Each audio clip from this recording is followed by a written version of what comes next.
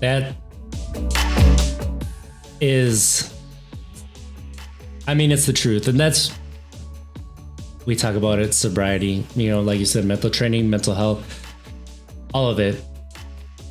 Unless you want to do it for you, it doesn't matter. Like, if I went back down the alcohol hole right now and I looked at my kids and I could see I was harming them and I wanted to get better for my kids, I probably could do it for a little while. I probably could do it for a few months, for a year.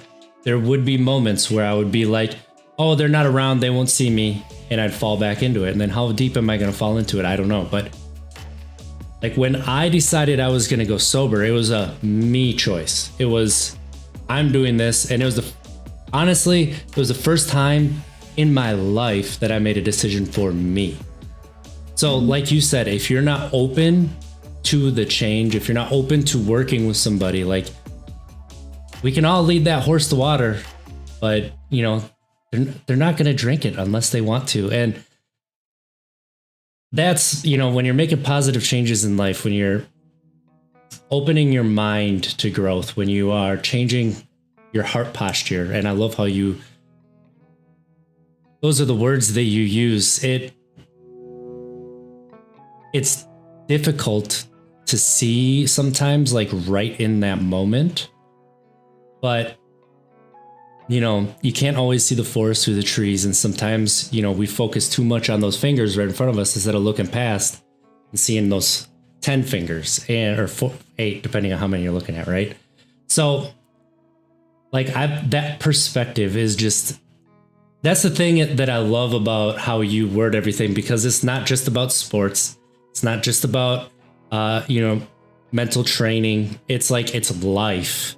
And that's really what mental training is just how you're going to approach life. And yeah, because you can't segregate it out. There's no, the first thing I do usually when I go work with a sports team is I tell them that their sport is stupid. People today are going to chase each other around a leather ball. My favorite thing to do is to go hit a tiny little white ball around a grass field. Like, that's stupid. I love it. I can find joy in it. It's fun. There's mastery in it. But like, let's keep it in perspective that what we're doing is really silly. And if we put it on a pedestal that it doesn't belong on, it's going to cause a lot of other things in our life to get really out of whack. And those are the things that are going to matter on our deathbed. That's the honest to God truth, whether people want to hear it or not. That is a fact. Oh yeah. I mean, read 30 Lessons for Living from, they interviewed, I think around 10,000 people that were in the final stages of their life and asked them these questions and aggregated the answers. And our deathbed has a way, like we're really bad as humans about thinking that we're going to live forever, acting like we're going to live forever, and never, and we hate talking about death. We never want to think about that. But the truth is that if we would live life through a death lens, it actually will allow us to truly live instead of just exist, and exist in ways that don't even really make sense. I mean, I was thinking about this the other day when it comes to drugs, alcohol, and things like that. And I think that part of the desire is that we know that there's something more out there. We know that there's these feelings out there, that there's these experiences, but we're living in a world that we weren't really meant to live in. And we're existing in a way that we weren't really meant to exist. And we're so caught up in the trappings of this life. But deep down inside, we know that there's so much more. When I go to a place like Iceland, I become like a little kid.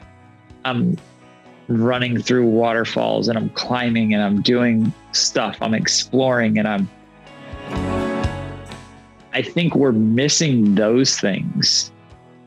And so because we know that that's out there and that we're missing that at a core level, I'm not even talking at like a social media level. Right. Like we know that there's something more out there in the world than, oh, I'm going to go to work today and I'm just going to, I'm going to do this, and then I'm going to buy this house, and then I'm going to have these kids, and I just got to keep on keeping on, and we got to buy this new house, and we got to buy this new car. And, then hopefully we'll be able to go on that vacation to Disney World. And well, again, like, who says that you need this debt? Who says that you need to do it this way? Who said, we know that there's this stuff out there that actually sets our soul on fire, that actually makes us come alive. And we substitute it for these short-term experiences that help us in the moment. And look, I started this off, and I know we're probably getting close to the end. I'm right there on that journey with people. I told you whenever you asked me to come on here, I said I am not sober. That is not a claim I would never make. That's never been a focus of my life. So I'm not saying this from a place of judgment to people that do those things and use those things, because I think that we're all doing the best we can at the level of consciousness that we are at. But I was just really thinking about it the other day while I was working out, that it's like, I really think that's what it comes down to, that we're settling for something because we know that there's so much more out there, and that's a quick way of getting it. It's taking a pill, it's smoking something, it's drinking something, because we know that we're actually missing out on what we were created to do and experience and be. And I think that's a capital T truth, right? I think that escapism is, that's a big reason why, I drank the way that I drank. I drank till I was blackout because I didn't want to remember. I drank because I wanted to forget. I drank because I didn't, I wanted that feeling of more than what I had. And now, I don't think I'm in. I haven't wanted to go for it. I didn't want to say this until the very end. I didn't even know if I would, and I know that it's a slippery slope. But I would actually argue that a lot of people are using sobriety as escapism as well. Yeah, it's still another form of addiction and compulsion that probably gets to the same root of, there's a life out there that they know that they should be living, that they're not. Honestly, so they can hide through sobriety. I was doing that for a while. And so, there's two different terms that are used. I didn't even know they existed because I never searched for the knowledge, because I was just not going to do it. There's sobriety and there's recovery. So sobriety, very much what you're talking about.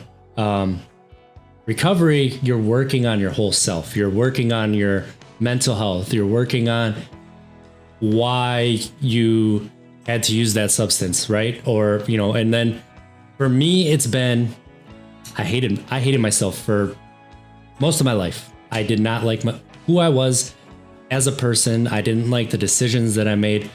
I was a perfectionist on like every level of my life. I have been more of a friend to myself these past 3 or 4 months, and it's because of listening to people like yourself, or like, Up for the Challenge, who's been on here, or other people, and understanding that I was just like, I didn't know who I was, So I threw, the alcohol in there, but then I threw the sobriety in there as trying to figure out who I am. And I don't use because I've learned that I don't need it to be 100% myself, but I don't hold it against anybody who has a healthy relationship with whatever it is. And it does exist that people, they hold it. We don't like seeing a mirror of ourselves held up to a lot of times. So when you're growing positively, whether that be mentally, whether that be sober, and if you're sober and you're just like stagnant and you're bitter, you don't like seeing other people being able to have healthy relationships with the substance or the activity that you couldn't. I think there's a lot of truth to that. I think so much we talked about identity, and I think so much of it comes down to the identity piece, that if your whole identity is wrapped up around sobriety, that's not healthy. Mm-hmm. If your whole identity is wrapped up around being a podcaster, when people, I annoy the shit out of people with this one. When they try and say, "Oh, Joshua's an author. Joshua's a motivational speaker. Joshua is a this. I'm like, no. Well, then, I mean, what would you say? I'm Joshua Michael Medcalf. That's who I am. There's lots of things that I do, mm-hmm. But those things do not define who I am. And, I think there's a lot of, and I'd probably get in trouble, but I've told my friends that date members of the same sex, that as soon as they start identifying that their identity becomes that, it's going to mess up a lot of stuff in their life.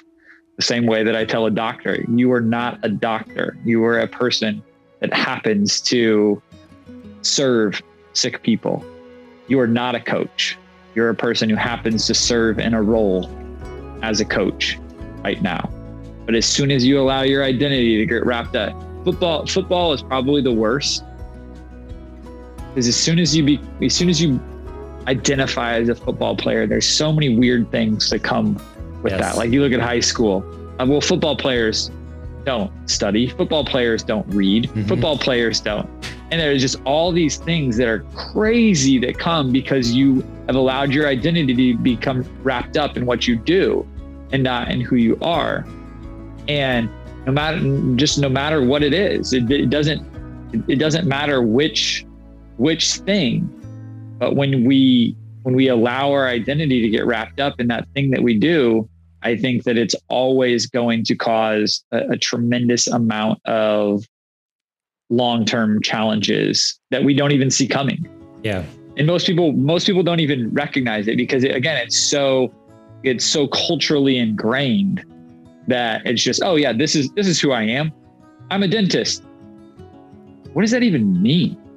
What does that even mean? What does it mean that I'm a dentist or I'm a mom or I'm a this? Like, no, you're a human being that happens to do this at this phase of your life, that does lots of things. But as soon as our identity becomes wrapped up in this one singular thing, then it's going to color all the other decisions that we make. Because, well, I am this. Nope, can't do that. Nope, can't do this. Nope. And some of that's healthy, but some of that is just cutting us off to all these other possibilities out there and aspects of who we are and what we're capable of. It's almost like your chain analogy with you're putting these links and just creating a different chain and then wrapping it around yourself rather than allowing things to be. And that's, I love your perspective on that. And I agree with honestly 100% of it because I've seen it from both sides and I have gone through a lot of that. That's how you get gatekeepers. And gatekeepers, they drive me nuts. Like, you have to do it a certain way. You have to do this a certain way. You have to be certain. Why? Like you say, who says? Like, who says? let people be who they are. And how does it affect you? It doesn't. And that's the beauty that is involved in that, and the self-discovery that you allow yourself after that. So I think that's a really great place to wind down here. I cannot thank you enough for like your time. Like this conversation, I honestly believe that the conversations that we have, it's a starting point, and they're conversations that people need to have. You have to seek out the different viewpoints because nobody's going to bring them to you. And yeah, honestly, you have to listen to what they are saying and the words behind it sometimes. And we're not all gifted speakers with words. And that's also something that's important to remember. But